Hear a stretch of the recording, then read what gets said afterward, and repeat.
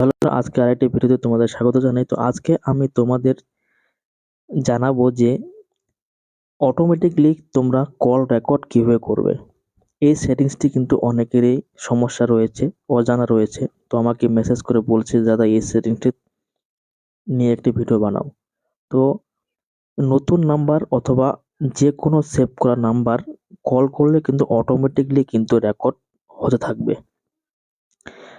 ধরুন আপনি কারোর সাথে কথা বলছেন বা নতুন কারোর সাথে ফোন আসলো, ওই নাম্বার থেকে কি কথা হলো সেটা যদি আপনারা ভুলে যান তাহলে কিন্তু কল রেকর্ডিং থেকে কিন্তু আবার পুনরায় কিন্তু শুনতে পারবেন। এটা কিন্তু একটা বেনিফিট অথবা ভালো। তো এই সেটিংসটা কিন্তু অনেকেরই অজানা। তো আমি তোমাদের সাথে শেয়ার করছি যে এই ভিডিওটা তোমরা কিভাবে সেটিংসটা অন করবে। তো এই সেটিংসটা অন করার জন্য সিম্পল তোমাদের যে ফোনের যে কল অ্যাপটি রয়েছে সেখানে তোমরা ক্লিক করবে। এখান থেকে উপরে যে থ্রি ডট 3টি লাইন রয়েছে এখানে তোমরা ক্লিক করবে। এখান থেকে ক্লিক করার পর এখানে তোমাদের কিন্তু অনেকগুলি অপশন, তারপর কিন্তু এখানে তোমরা কিন্তু সেটিংসে চলে যাবে। সেটিংসটা ওপেন করলে এখান থেকে কিন্তু অনেকগুলি অপশন তোমরা দেখতে পাবে। তার মধ্যে এখান থেকে তোমরা খুঁজে বের করবে কল রেকর্ডিং। এই কল রেকর্ডিং এর মধ্যে কিন্তু এই সিস্টেমটি রয়েছে। এখানে যদি আমি কল রেকর্ডিং এ ক্লিক করি এখানেও কিন্তু অনেকগুলি কিন্তু তোমরা কিন্তু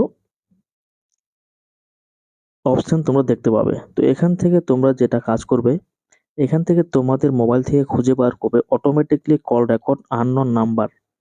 এইটার মাধ্যমে কিন্তু তোমরা যদি এটাকে অন করে দাও তাহলে কিন্তু যে কোনো নতুন নাম্বার কল আসলে কিন্তু অটোমেটিকলি কিন্তু কলটা কিন্তু রেকর্ড করা শুরু করবে।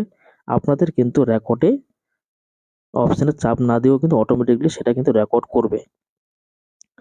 তো এই সিস্টেমটা যদি আপনাদের না থাকে তাহলে তোমরা ডাইরেক্টলি সার্চও করতে পারবে।